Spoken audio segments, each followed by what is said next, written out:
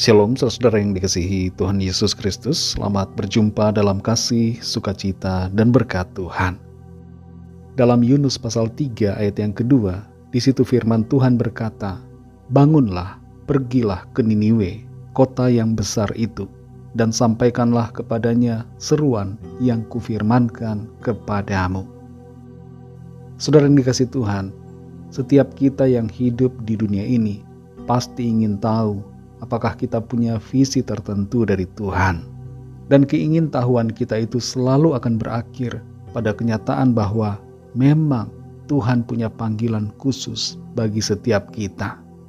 Masalahnya adalah bukan pada apakah kita punya panggilan atau tidak, tapi pada apa sebenarnya panggilan Tuhan yang khusus buat kita.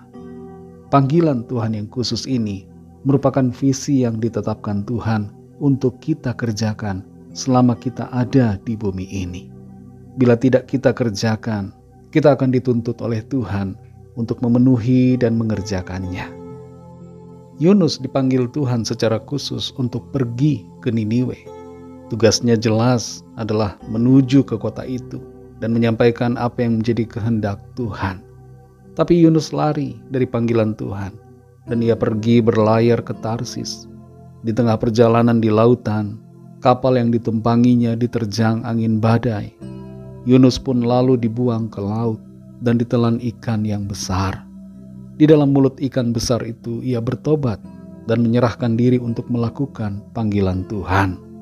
Ikan yang besar itu pun kemudian memuntahkan Yunus atas perintah Tuhan, dan Yunus pun melaksanakan misi panggilannya.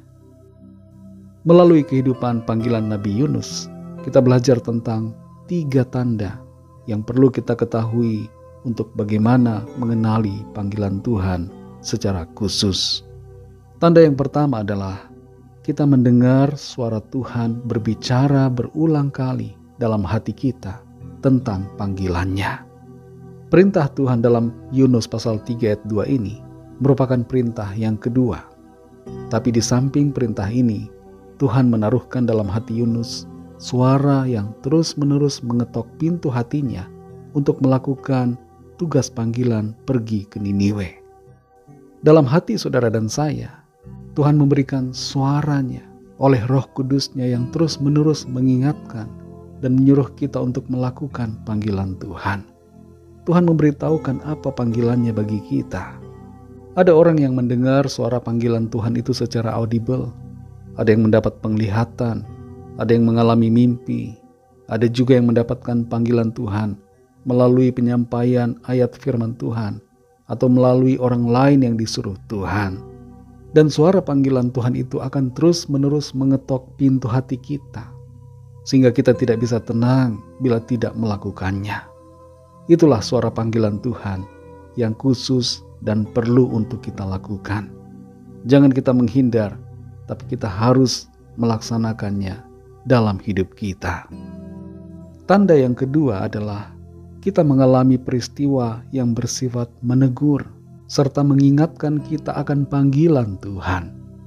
Kalau kita berusaha lari dari panggilan Tuhan, maka kita akan mengalami kejadian-kejadian yang bertujuan untuk menegur kebebalan hati kita dan mengingatkan kita untuk melakukan apa yang menjadi panggilan Tuhan. Kejadian-kejadian itu bisa berupa penyakit, kegagalan, atau peristiwa tertentu yang dimaksudkan Tuhan untuk menegur kita supaya kita tidak bebal, tidak memberontak terhadap panggilannya. Itu sebabnya saudara, kita tidak boleh terus-menerus lari, karena kita akan membahayakan diri kita sendiri. Kalau kita tidak lari dari panggilannya, maka kita tidak akan mengalami tanda yang kedua ini. Tanda yang ketiga adalah kita mendapatkan pertolongan Tuhan yang meneguhkan dan mengkonfirmasi panggilannya.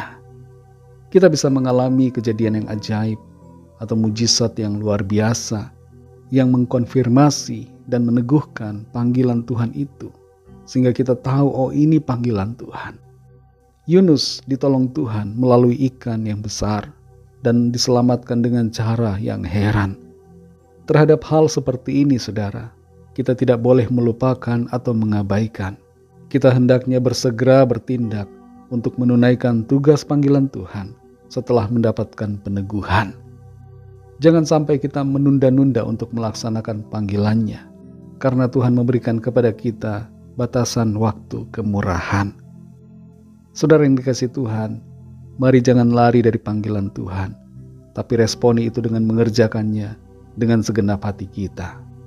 Kenalilah panggilan Tuhan secara khusus buat diri saudara. Mintalah hikmat dan pengertian dari Tuhan.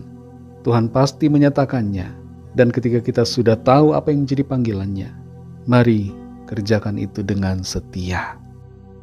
Mari kita berdoa. Terima kasih Tuhan Yesus, kami bersyukur untuk firman-Mu. Kami mengerti bahwa Tuhan punya panggilan yang khusus bagi setiap kami. Panggilan kami berbeda-beda, ada panggilan-panggilan yang khusus yang Tuhan mau kami kerjakan. Tolong kami Tuhan untuk kami mengerti, kami peka terhadap panggilan-Mu, dan kami tidak memberontak terhadap apa yang Tuhan ingin kami kerjakan. Tolong kami Roh Kudus, kuatkan kami, untuk kami setia melaksanakan apa yang menjadi visi, tugas, rencana Tuhan dalam kehidupan kami. Terima kasih Tuhan, kami percaya dengan kuasa-Mu ya Roh Kudus, kami dimampukan untuk menyelesaikan apa yang menjadi tugas panggilan kami. Terima kasih Tuhan. Segala puji, hormat, kemuliaan bagi nama-Mu. Dalam nama-Mu yang kudus, nama Tuhan Yesus Kristus, kami sudah berdoa dan mengucap syukur. Haleluya. Amin.